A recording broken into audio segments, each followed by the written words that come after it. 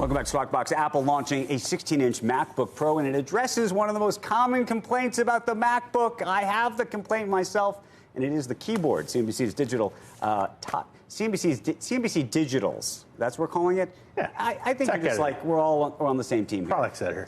Todd Haselton is here, and he joins us with the actual laptop. I have it here. It was just announced at 8:30 this morning, so a couple minutes ago, and it does, like you were saying, fix one of the major problems everybody was having since 2015 on MacBooks, and that's the keyboard.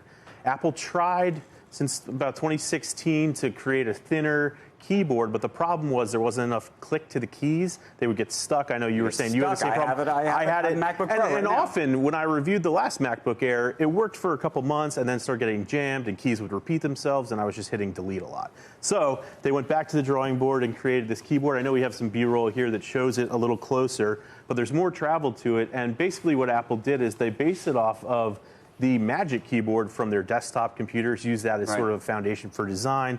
They know people love that. And now they're saying that this is the best keyboard ever in a Mac, which is pretty surprising given that people loved like the 2012, 2013 MacBook Airs, and that this is the best MacBook they've ever made. Okay, so my selfish question. And Joanna Stern, by the way, the Wall Street Journal should get a lot of credit because she's been very aggressive about writing some nasty critiques. She wrote an awesome editorial, all typos. Right, and I'm convinced that may have pushed some of this in Cupertino. But my question to you is, does this keyboard, do you think they'll ultimately be able to put it in the smaller devices, the 15-inch, I hope the so. There's no way these thinner at the MacBook Air, because the MacBook Air, one of the reasons they changed the keyboard was because they wanted to get even thinner. Right, they wanted to make the devices thinner, but I think as chip designs and other things become thinner too, they should get the space to put this keyboard in those computers. I would be really surprised, if they put the old keyboards in the MacBook Air again and the regular MacBook, which was discontinued. Maybe it'll come back, who knows. But yeah, this is a really good keyboard so far.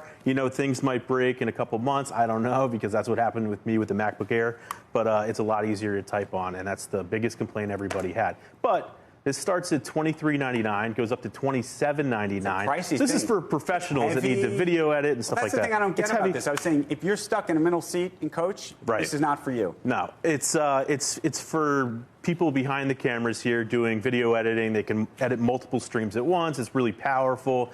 But for people like you and I, we're waiting for the keyboard to come to the MacBook Air and other products like that. So, Sorry, but also, the world is fanboying. While we're here, Apple just announced this morning also that in December, the Mac Pro, the computer that starts at $5,999, will go on sale. Finally, that was first announced in June. $5,999, Becky. And then if you want to add a display, the really fancy display, it's another about $5,000. And what does this computer do for you? Yeah. So this is for like the super video. This is for like the people in Hollywood. So you can edit 6 8K streams at the same time, which to us means nothing, but for people that are editing real video and going out and shooting documentaries and movies and TV shows, Andrew, it's for them.